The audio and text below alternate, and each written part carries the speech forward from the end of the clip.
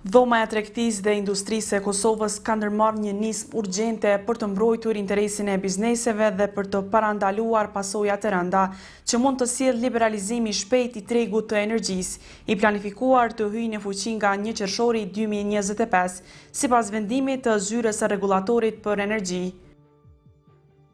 Ky vendim pritet të sjellë rritje të menjëhershme dhe të mëdha të kostos së energjisë për sektorin privat prej 260%, duke rrezikuar qëndrueshmërinë financiare të bizneseve, mira vende pune, konkurrueshmërinë në tregun rajonal dhe gjithë zinxhirin ekonomik të vendit.